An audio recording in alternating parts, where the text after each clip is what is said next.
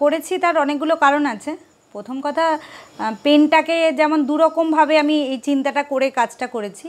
একটা পেন যেমন আমাদের অনেকে ভাবে যে পড়াশোনার সাথে যুক্ত, কিন্তু না, আমাদের পেনটা একদম জন্ম থেকে মৃত্যু পর্যন্ত কাজে লাগে। আমার মনে হয় এতটাই প্রয়োজনীয়। তার গুরুত্বটাকে বোঝাতে চেয়েছি। যেমন আপনি জন্মানোর সময় আপনার বার্থ সার্টিফিকেটটা যেমন পেন দিয়ে লেখা শুরু হয় এবং জীবনে এগোতে এগোতে প্রত্যেকটা পদে পেন লাগে, এবং আপনি যখন চলে যাবেন তখনও আপনার শেষ ইয়েটাও আপনার পেন দিয়েই লেখা হয়।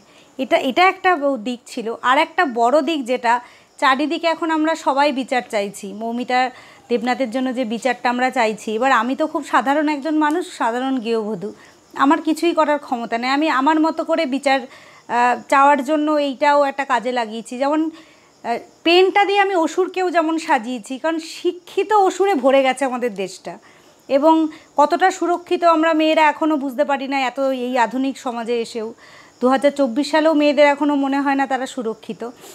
সেই হিসাবে অসুরটাকে সাজিয়েছি পেন দিয়ে, এবং মায়ের হাতে পেন দিয়েছি। মানে শিক্ষিত সমাজটাই যেন এখন বড্ড বেশি অসুরে পরিণত হয়েছে। এবং এই বিচারটার পেছনেও এই যে মেয়েটা চলে গেল এত অকালে, এত একটা গুণী মানুষ চলে গেলেন, তাও তার পেছনেও শিক্ষিত মানুষদেরই হাত আছে। এবং সেই বিচার চাইতেই মায়ের হাতেও আমি কলম দিয়েছি, ত্রিশূলটাও কলম, এবং অসুরটাকেও আমি কলম দিয়ে সাজিয়েছি। এবং আবারও বলি যে শেষ পর্যন্ত চাই যেন বিচারটা পাই আমরা। মা যাতে এই শিক্ষিত সমাজের অসুরদের যেন মেয়েরা মায়ের রূপ ধরে, এবং মা যেন অসুরকে বধ করতে পারে, এই জন্য মায়ের হাতেও আমি কলমই দিয়েছি। যে এই শিক্ষিতদের বধ করতে আমাদের আরও অনেক বেশি মানবিক শিক্ষায় শিক্ষিত হতে হবে। এটাতে প্রায় 15,000-এর বেশি পেন আমি ব্যবহার করেছি, এবং প্রায় 9 মাস মতো লেগেছে এটা আমার তৈরি করতে।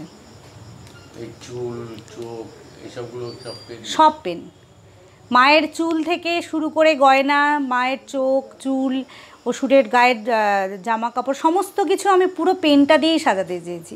ওই একটাই কারণ আমার মাথার মধ্যে বারবার এসেছে। আগে যেমন ওইটা নিয়ে পেনটা শুরু করেছিলাম, যে পেন আমাদের সব সময় থাকে, মানে আমাদের জীবনের সাথে জড়িত। পরে যখন এই ঘটনাটা ঘটলো, তখন ভেবেছিলাম, তখন আমি আরও অসুরকে আরও বেশি করে পেন দিয়ে সাজানোর চেষ্টা করলাম, যাতে মনে হলো মানে এই সমাজে শিক্ষিত অসুরে ভরে গেছে, তাকেই মা যেন বধ করতে পারে।